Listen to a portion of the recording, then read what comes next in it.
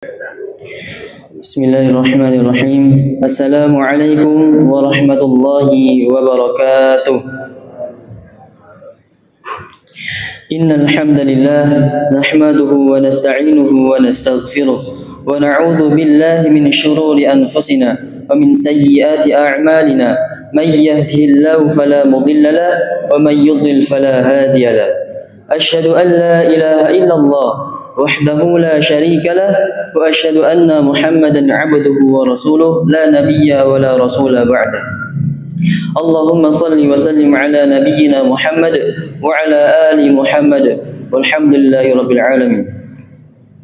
Jamaah yang dirahmati Allah Subhanahu wa taala, alhamdulillah, bersyukur kepada Allah dari sekian hamba yang Allah ciptakan di muka bumi ini. Kitalah yang diberikan kekuatan iman, kitalah yang diberikan kekuatan hati, dan kita yang diberikan hidayah dan taufik sehingga bisa melaksanakan salat maghrib yang insyaallah dirahmati Allah Subhanahu wa taala. Kita tidak bisa berjumpa dengan dia, dan jauh di sana di kota Madinah Al-Munawwarah, sampai di akhir hayatnya beliau masih memikirkan kita semua, bagaimana cara kita untuk menjalankan sunnah-sunnahnya, bagaimana agar kita bisa mendapatkan syafaatnya di yaumil qiyamah nanti. Siapakah dia? Dia adalah Nabi kita, Nabi Muhammad sallallahu alaihi wasallam. Maka marilah kita ucapkan untuknya, Allahumma salli ala Muhammad wa ala ali Muhammad. Jamaah yang dirahmati Allah Subhanahu wa taala, perkenalkan, kami dari Pondok Pesantren Islamic Center Al-Kisi yang diamanahi oleh ustadz kami untuk berdakwah di sini, oleh mengerti di Masjid Al-Firdaus yang semoga dirahmati Allah Subhanahu wa taala.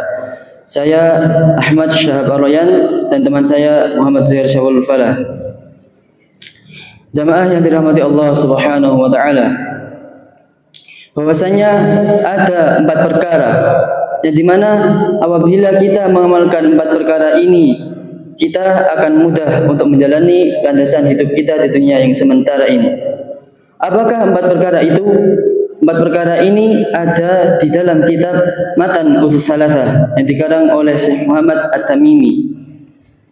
Yang pertama, al-ula al-ilmu wa huwa ma'rifatullah wa ma'rifatu nabiyhi sallallahu alaihi wasallam wa ma'rifatu dinil Islam bil adillah. Yang pertama ialah ilmu, dan ilmu ini dibagi menjadi 3, yakni ilmu mengenal Allah. Ilmu mengenal Allah ini bahwasanya bagaimana cara kita beribadah kepada Allah, atau yang biasanya disebutkan yaitu dengan tauhid.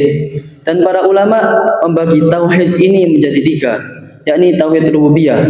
Kita mengesahkan Allah Subhanahu wa taala atas perbuatan Allah kepada kita. Contohnya, Allah membagi rezeki, Allah mengasih rezeki kepada kita, Allah menciptakan kita, dan lain sebagainya.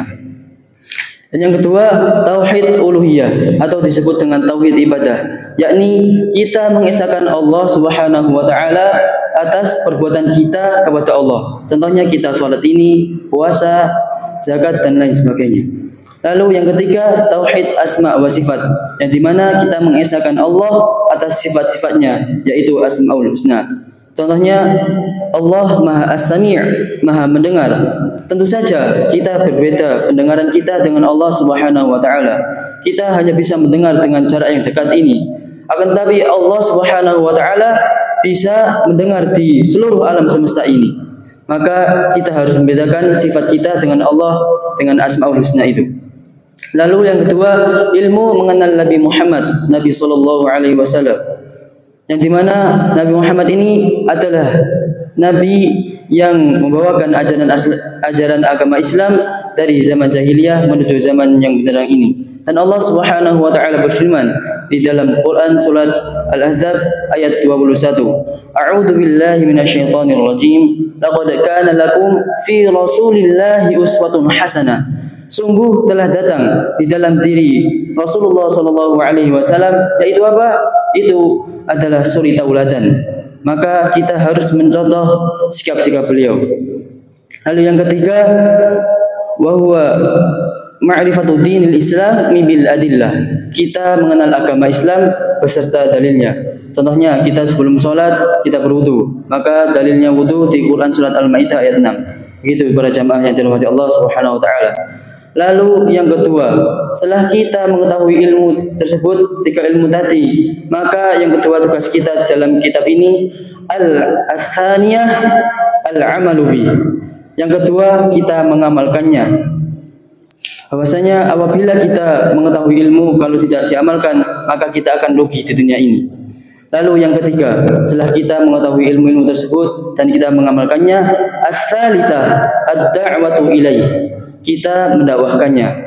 Allah Subhanahu wa taala berfirman di dalam Quran surat At-Tahrim ayat 6, "Ya ayyuhalladzina amanu qu anfusakum wa ahlikum nara." Wahai orang-orang yang beriman, jagalah dirimu dari api neraka dan keluargamu. Jadi dari potongan ayat ini bisa dapat kita pahami bahwasanya kita mendakwahi itu yang pertama dari keluarga kita dulu. Nah, di sini kita harus mendakwahkannya. Agar mengapa? Agar keluarga kita bisa terhindar dari api neraka. Lalu yang terakhir, setelah kita mengetahui ilmu-ilmu tersebut, terus kita mengamalkannya dan kita mendakwahkannya, maka tugas kita yang keempat ialah ar-rabi'ah as-sabru 'alal adafi, yakni kita sabar di dalam segala hal apapun. Mengapa ini? Mengapa kita harus sabar?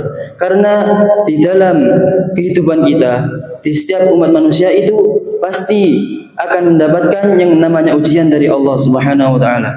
Dan itu yang betul para jamaah yang dirahmati Allah Subhanahu wa taala. Bahwasanya apabila kita mendapatkan ujian, itu adalah tanda Allah ingat kepada kita, yang kita disuruh ingat kepada Allah juga. Dan bahwasanya kita tahu dunia ini adalah dunia yang sementara, kehidupan yang fana, dan kehidupan yang asli yang kekal ialah kehidupan di akhirat. Maka apabila kita diuji, kita harus bersabar, karena innallaha ma'as sabirin, sesungguhnya Allah bersama orang-orang yang sabar. Dan Allah berfirman di dalam Quran surat Al-Baqarah ayat 286, A'udzu billahi minasyaitonir rajim, la yukallifullahu nafsan illa wus'aha. Allah tidak menguji hambanya kecuali hamba tersebut bisa melakukannya. Maka penulis di sini menyebutkan sebuah dalil tentang 4 perkara tadi, yakni dalam Quran surat Al-Asr. A'udzu billahi minasyaitonir rajim. Wal 'asr, demi masa. Innal insana lafi khusr. Sesungguhnya manusia ini berada di dalam kerugian.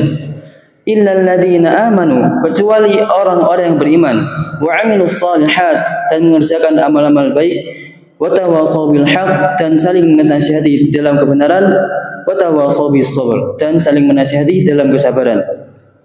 Maka jamaah yang dirahmati Allah Subhanahu wa taala, dalam surat ini kita bisa mengetahui betapa pentingnya waktu. Apabila kita menyia-nyiakan waktu, itulah kehidupan kita nanti bisa dihisab oleh Allah Subhanahu wa taala yaumil qiyamah nanti. Lalu Imam Syafi'i berkata, qala Syafi'i rahimahullahu taala, "Law ma anzalallahu hujjatan ala khalqihi illa hadhihi surah lakafathum." Seandainya Allah Subhanahu wa taala hanya menurunkan surat Al-Asr ini, maka itu cukup bagi kita semua untuk menjalani landasan hidup kita di dunia yang sementara ini. Semoga kita diberikan oleh Allah Subhanahu wa taala dalam menjalankan amal kita secara istiqomah, dan semoga amalan kita semua diterima di sisi Allah Subhanahu wa taala.